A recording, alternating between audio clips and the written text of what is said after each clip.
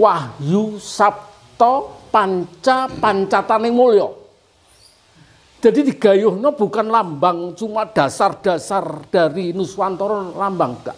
Tetapi untuk kehidupannya. Rohnya yang dimasukkan dari paugerane ugemaning yang kita mengatakan bahwa awak iki bangsa Nuswantara bangsa Jawa. Sehingga ketemu 5 dari 7 persatunya ada 5 tersaring digoleki. Ge apa munggah nang pancat-pancatan? Dige mulyakno masyarakat. Adanya agama itu sebagai untuk mengrukuni umat sak donya. Lek padha ngerti. Contoh ya, agama itu apa toh? Lek mung wong Jawa, agamane ngagem sandangan. Kuwi kena nggih contoh rukune agama ngono. Contoh, sandangane Arab, sandangane Cina, sandangane Londo, sandangane wong Jawa, wis ndiae sandangan. Ayo dilumpukne dadi siji. Tukaran. Itu sebab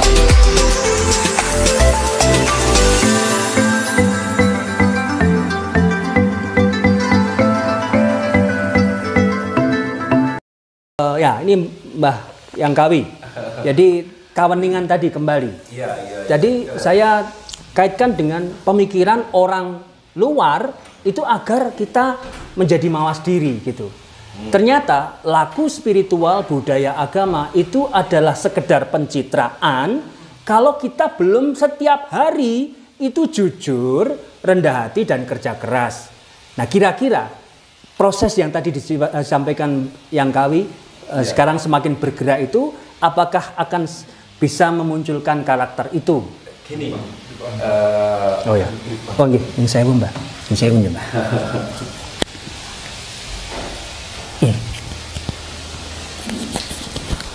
Ya.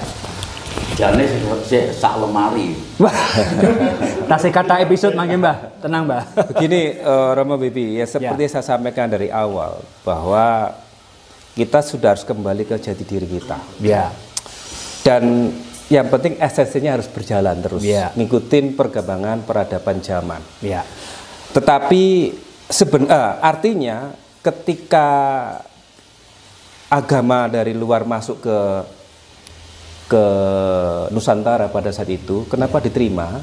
Ya. Karena pada saat itu manusia-manusia Jawa itu masih menggunakan esensinya sebagai orang Jawa. Sehingga dia bisa melebur, bisa terjadi namanya alkulturasi, asimilasi, sinkronisasi dan sebagainya. Tetapi setelah era mungkin akhir-akhir ini esensial ini hilang. Ya. Itulah yang menjadi bergesernya suatu apa yang kita katakanlah suasana yang hiruk pikuk di negara kita yang kita alami saat ini. Maka memang nggak ada pilihan lain. Selama kita itu menggunakan esensi kita sebagai orang Nusantara yang tidak lupa tentang jati diri kita apapun agamanya itu tidak akan menjadi masalah sebenarnya. Ya. Karena apa? Kita selalu mengolah roso. Roso yang katakan kata-kata dia adalah yang tadi adalah ngerso rumongso.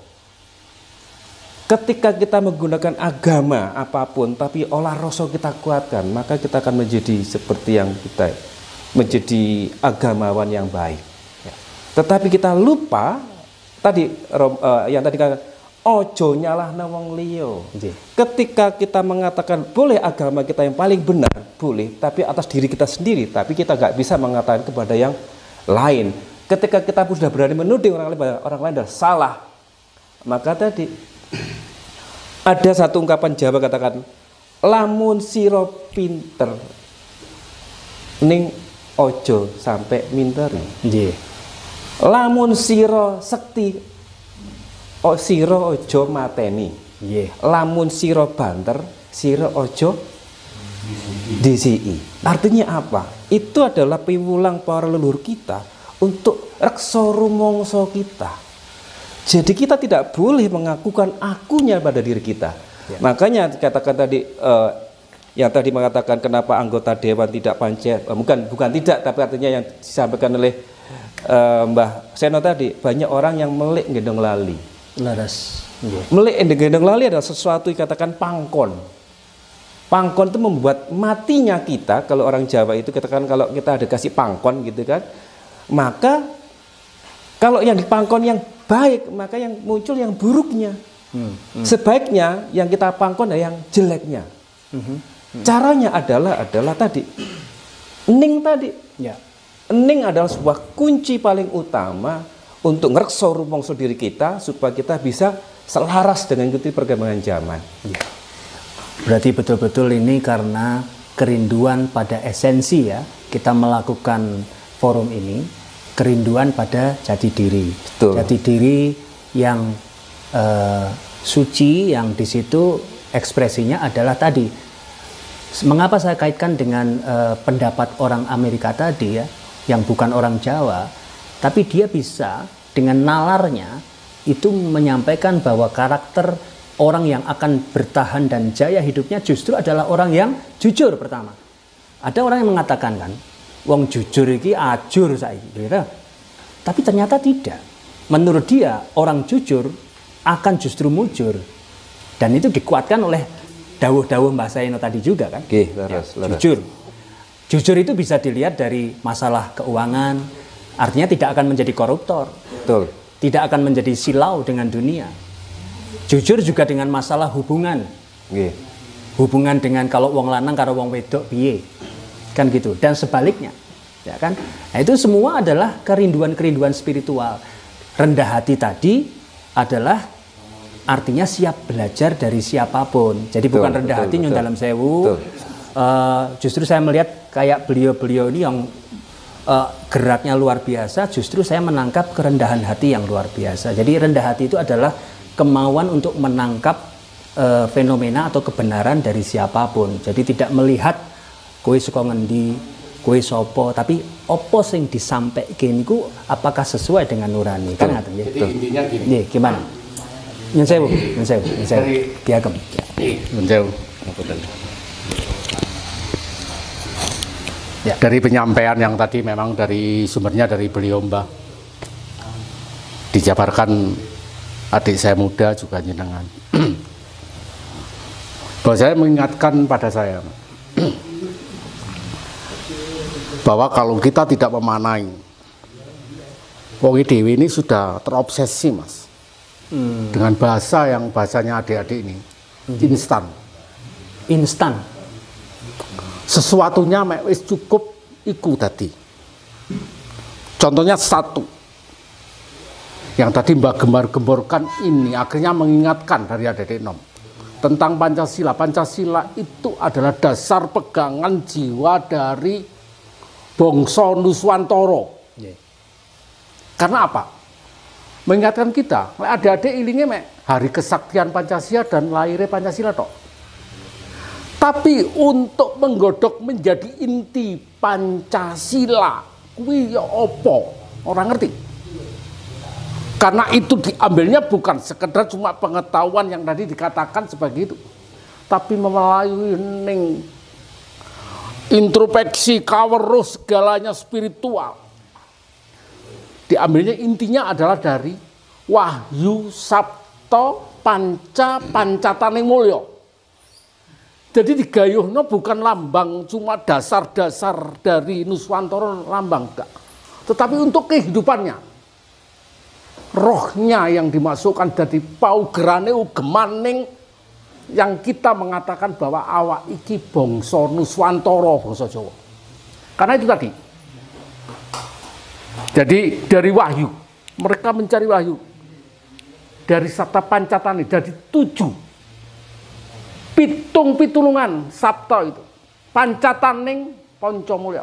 Jadi bertindak seperti tangga dipancat untuk ketemu 5 pancataning mulya, sehingga ketemu 5 dari 7 persatunya ada 5 tersaring digoleki. Ge apa munggah nang pancatan dige mulyakno masyarakat. Lah ini jarang sekali dikupas. Kenapa? Padahal ya gampang lah wong Ki Surya ya ro. Nah, disinilah harusnya tahu tadi, oh Pancasila itu dari situlah. Jadi orang lambangin negara Garuda Pancasila yang digembar-gembarkan gitu atau dicari tentang Garuda dan memang dari situ juga Pancabuta semua zaman Wilwatikta memang pakai itu. Pancasila juga disebutkan juga di Empu pada waktu. Tetapi yang itu intinya digalinya. Ya dengan baru tahu Ki Suryo ngomong ini tuh arek nom. Itulah. Jadi monggo nanti kita gali itu. Lek wis memahami iku barulah jiwa kita yang dikatakan Pancasilaisme ya. Lah guru ngerti lho Mbak Muni ngono. Paling mek Garuda gambar Garuda itu yang Iya, kenyataannya ngono lah itu loh. Bener, bener loh Mbak. Seandainya Pancasila itu udah dijiwai, ya otomatis toh. Nah, segala-galanya aku udah menjiwai. Lek gur ngomong nih Nah, niku. Satu lagi yang sekarang agak ironis sebenarnya, ketika anak muda ingin belajar tentang jati diri bangsa, maka ada pembelokan bahwa jati diri bangsa adalah sekumpulan orang yang tersesat yang gak upaya seperti dukun. Ini sangat bahasa yang sangat ironis. Diksinya akan musuh diksi seperti itu. Seakan-akan musuhku ya itu. Jadi diksi ini seakan-akan ketika anak generasi muda ingin belajar tentang jati diri bangsa, maka ada pembelokan, jati diri bangsamu itu tidak ubahnya seorang dukun. Padahal ini kesempatan dalam kesempatan ini yang saya sampaikan, bukan itu. Jati diri bangsa adalah memang dari diri kita sendiri, memang sudah dari awal cikal bakalnya manusia yang ada di Nusantara ini, di mana melahirkan leluhur kita yang sangat hebat, menciptakan, membuat candi Borobudur yang begitu megahnya, membuat candi Prambanan begitu megahnya juga. Dan zaman dahulu, kalau ingin kita tahu, di abad kedua, nama Nusantara sudah ada. Jadi bukan di Nusantara disebutkan sama Ki Suryo yang ada di Tumapel yang Cakramanggala Nusantara, bukan itu saja. Sebelum sudah ada, sebelum ada kerajaan Hindu di India sudah ada disebutan Nusantara itu. Dan berikutnya di Kuta itu pun juga dahulunya adalah Nusantara. Abad keempat. Abad keempat. Artinya apa? Nusantara bukan Jawa Sentral, tapi adalah Nusa Antara, Nusa dan Antara. Antara adalah pulau-pulau, sebuah pulau dengan pulau-pulau lain. Jadi itulah yang dimaksud Nusantara. Ketika jati diri bangsa Nusantara sudah menciptakan begitu hebat leluhur kita, apa yang mungkin mereka layak disebut seorang dukun? Ya, pasti orang yang tercerahkan justru. Orang makanya saya katakan berkali-kali, dukun sudah distigmakan hal yang buruk. Ya, padahal dukun sebetulnya makna dulu sesuatu yang orang punya kemampuan lebih ya. Jadi justru sacred ya, agung. Sakral justru. Tapi terus kemudian itu karena apa kira-kira menurut Panji? Ya karena duduk yang tekun ya, dukun. Enggak, tetapi ini perlu kita karena dukun itu kalau memang dulu itu istilah bagi orang yang mulia, katakanlah begitu. Betul. Mengapa terjadi degradasi sekarang orang seperti itu? Ini jangan-jangan juga sama yang terjadi dengan istilah al-Islamu mahjubun bil muslim. Jadi orang beragama itu kebenaran agama itu terhalangi oleh perilaku orang yang beragama. Nah, jangan-jangan oknum ya, jangan-jangan itu dulu dukun memang yang mulia sebetulnya, tapi apakah terjadi juga hal semacam itu sehingga degradasi? Gimana menurut? Saya setuju dengan itu sebenarnya. Kemarin saya bicara dengan seorang dukun adat yang di Tengger. Untuk mencapai level dukun itu tidak mudah. Dia butuh banyak proses, banyak ujian mencapai titik yang paling tinggi. Beliau adalah disebut dukun adat Tengger, adalah orang yang sangat mulia. Karena dukun artinya do itu kalau nggak salah itu sabdo, kun itu suci. Jadi penyebutan dukun adalah bagi orang Tengger adalah sabdonya orang suci. Ada 11 dharma. Wah, luar biasa. Sehingga tidak mudah dicapai itu. Memang manusia tidak luput yang namanya melik gendong lali. Ada perilaku-perilaku manusia yang ingin mencari kepentingan pribadi, keuntungan pribadi, mengatakan bahwa dia sebagai dukun itu bisa tidak kita pungkiri. Oke. Ada. Berarti itu fenomena yang Ya ini nanti nggak mau ada usulan tentang dukun ya. Nggih. Nggih. Sekarang nama dukun itu dihapus, mau saya ganti. Pripun, Mbak? Siapapun orang yang bisa menyatukan dirinya dinamakan Romo Resi. Orsi. Maksudnya Rogo Sukmone sing wis padha resik. Dukune dihapus. tepuk tangan. Jadi kemarin Romo Resi. nggih. Jadi kemarin gini, kemarin saya menyampaikan di talkshow juga di Raji Roso, diperarah kata stigma itu buruk oleh media-media kita. Nyanti sik ngomong dukun. Media kita juga turut serta memperburuk stigma itu. Jadi mohon maaf, kita sering kita lihat di TV-TV orang pakai baju Jawa gitu ya, selalu dikonotasikan seorang dukun gitu kan. Dikonotasikan menarik, seorang ya, bergaul dengan jahat pada perilaku melakukan kejahatan kepada manusia lain. Masukan bahasa Eno Nggih. logik ya. Nggih. Menurut saya rasional. Ya Nggih, sama nggih. dengan adanya suci ini kan lebih baik itu kan. Nggih. Nggih. Rasional. Romo Nggih, Resi. Romo Resi. Nggih. Maksudnya Ya. Rogo Sukmone sing wis padha resik. Nggih. Nggih. Jadi ada dua Mas. Nggih. Yang kemarin sudah kami upload ya. Mungkin dari ikatan kita yang ada di Ngawi Soekarno. Ya. Itu bahwasanya yang dikatakan itu adalah memang kesalahan dalam transisi. Iya. Dulu itu adalah yang disebut dalam sesuatu yang masih asli dengan Jawa. Itu disebut dengan antarane pandito. Ini juga bahasa Jawa kuno. Nggih, Dengan nggih. begawan. Oh, nggih. Bedanya sebenarnya sama-sama orang yang suci dan berilmu. Ning pandito itu adalah ilmu dan kesuciannya adalah untuk dirinya. Sehingga konotasinya dia hidupnya di alam yang sepi karena untuk diri ini. Kalau sudah turun ke masyarakat, ke warga, ilmunya, kawarunya untuk semuanya itu disebut begawan. Luar biasa. Nih. Di sini. Nah, sehingga karena terobsesi gambaran yang sekarang kadang-kadang untuk saya nggak mau itu YouTuber ya. YouTube itu bayangannya. Jadi yang dikatakan dukun itu yang pakaiannya mereka padahal itu pendeta. Kan gitu, karena hidupnya sendiri. Orang mikir no duniawi. Ilmunya untuk sendiri dengan sang pencipta. Ini kemarin di itu saya tulis dengan Ya, saya beliau setuju. dari sastra itu Mas. Ya setuju sekali ya Iya. kalau dibilang itu karena apa itu independen. Iya, Oh. itu independen benar. Iya, iya. Jadi untuk itu pandito itu. Begawan tadi yang dikatakan itu. Jadi kawruh untuk kawruh yang sangat luas dan untuk akhirnya untuk umat itu yang turun pakaiannya ya sing ganteng-ganteng ini ya, itulah. Nah sing gambarannya sing nyontoh-nyontoh sing gawe koyo itu nyontoh sing mungkin karena dia hidupnya di hutan orang mikir pakaian. Iya. Jadi satu begitulah. Cuma yang Nggih. vertikal. Nggih, nggih. Nah, gitu loh. Jadi inilah. Nggih. Coba diagem anu.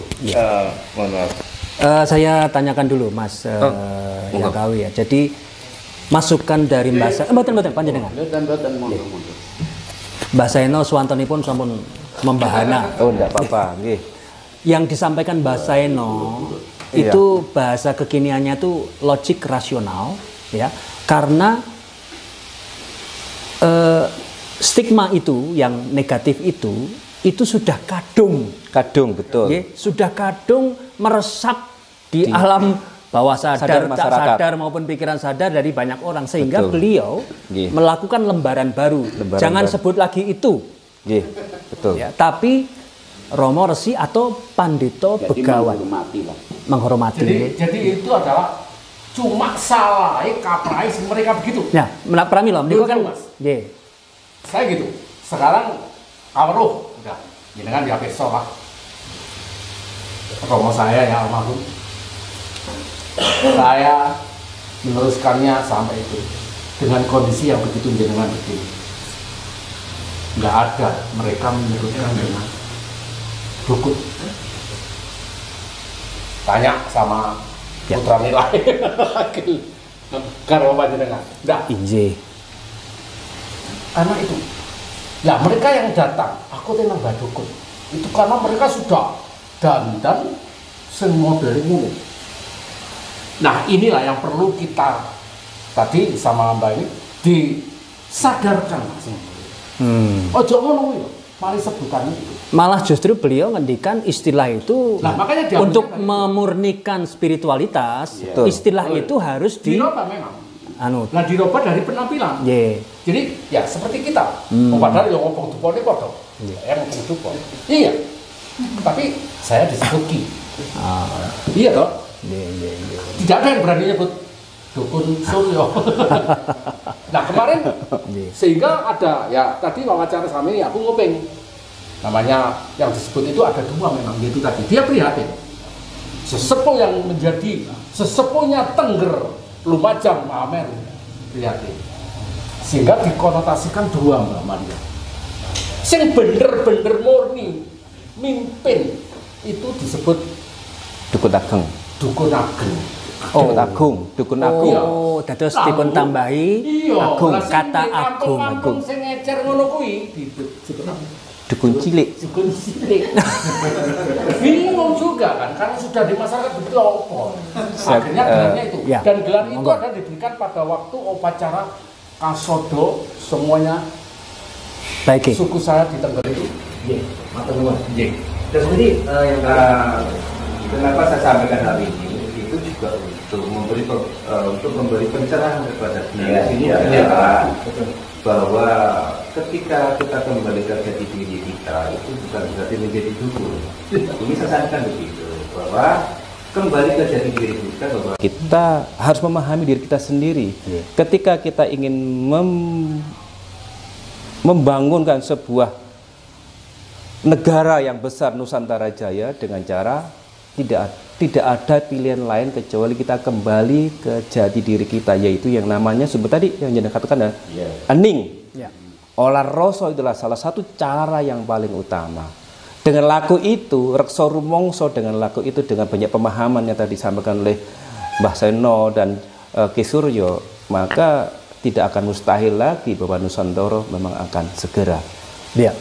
Jadi pas sekali dengan gerakan revolusi spiritual ini, ya Nuswantara Wening Manunggal yang disampaikan oleh beliau-beliau tadi semua adalah dalam rangka ngaweningaken, memurnikan laku spiritual. Jadi termasuk juga menjadi tidak salah apabila orang itu menganggap istilah tadi itu sudah terdegradasi. Sudah nggak asik gitu loh, nggak bagus gitu loh. diksinya sudah berbeda. Diksinya sudah maknanya sudah berbeda sehingga muncul dari nurani Mbah Saino tadi, ayo kita namakan sekarang Romersi atau Pandito Begawan untuk memurnikan langkah ini begitu. Itu ya. Sekarang ya sesepuh pini sepuh sing kaya ngene iki lek ngebong dupa, disirik-sirikne disesat-sesatne aku teko sing nyesatne sapa?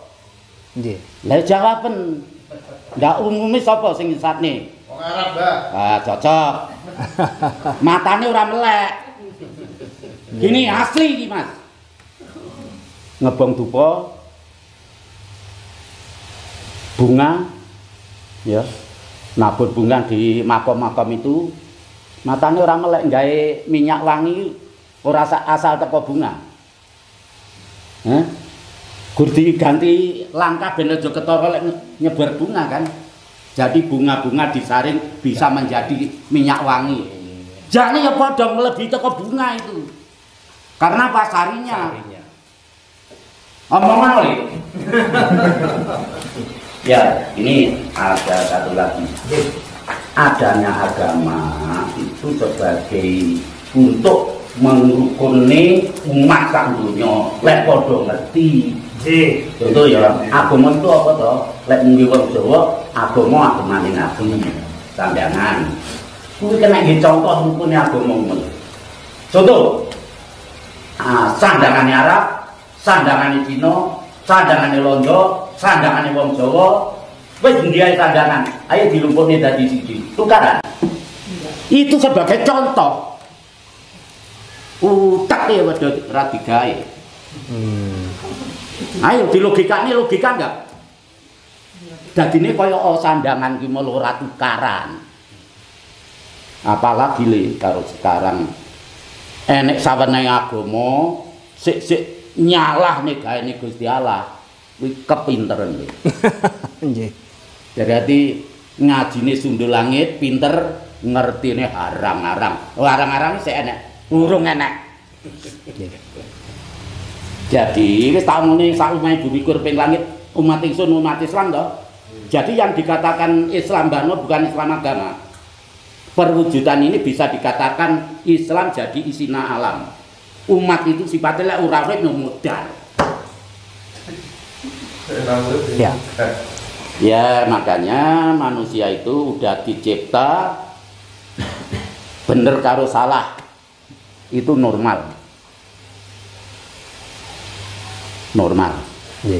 Salah dan benar normal.